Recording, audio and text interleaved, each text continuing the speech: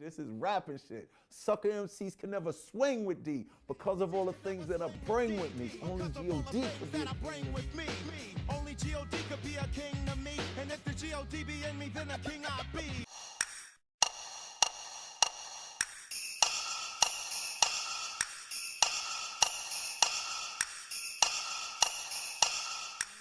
But Pete Rock did for Run DMC what people say Run DMC did for Aerosmith. Down with the King saved our careers because we were respected, but nobody cared.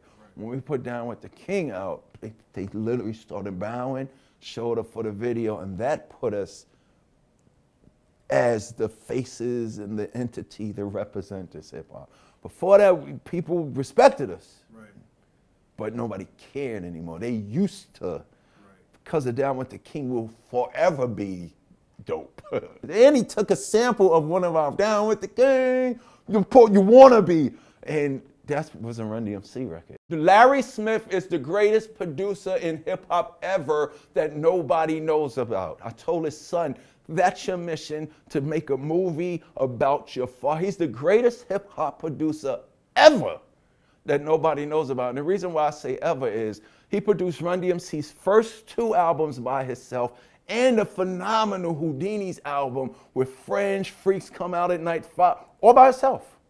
Now, when you say producers, most producers, when you say their name, you're familiar with their sound.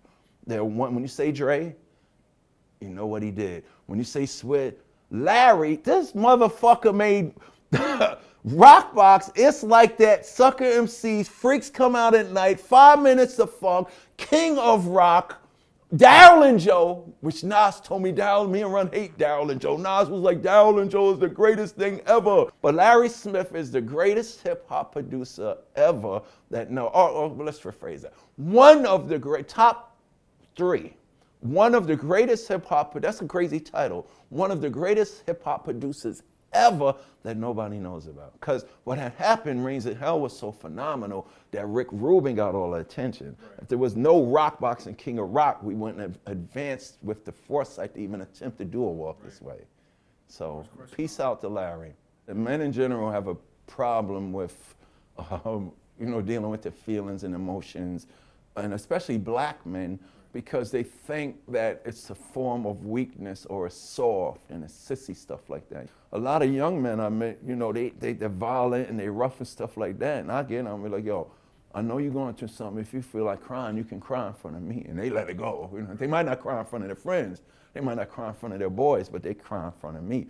So with us in general, hip hop over the last couple of years has put up this thing about like, the thug image in hip hop has more to do with how a man is supposed to act in crime now. Thug is just a term now that evolved into you're supposed to be tough, you're supposed to be, you're supposed to be powerful, and you're supposed to be manly and stuff like that. So the problem is the depression comes about when that individual realizes that they're not being true to who they are. I was even naive. I remember we was on tour in 1988, Run DMC, Public Enemy, Eric B. and Rakim, EPMD, and Jazzy Jeff and the Fresh Prince. And we're standing on the side of the stage, and Chuck D was talking about, what's the most powerful thing about this hip hop? It's cool that we're getting all this money and we're selling out coliseums, but there's always a microphone in front of us. Running them got us making movies and getting us deals, and we're doing these videos, and we're always on the radio, and we're always in front of cameras. The power of communication is the most powerful thing that we have in this hip hop thing. And I forgot we got on the subject of just talking about, getting high or whatever, and laughing and stuff like that. And I was standing there with my 40, and Chuck D said, I never got high a day in my life. And I was naive. I looked at him and I was like, so how the fuck do you rhyme so dope? Like I thought, coming in the weed, like me personally, I started smoking weed because I thought that's what you had to do to be cool. So you started with it, whether you like it or not, it was all right for me. But when I discovered alcohol, I never liked weed, but I was smoking it because I thought that's what you had to do. Weed for me made me think too much. I lost everything.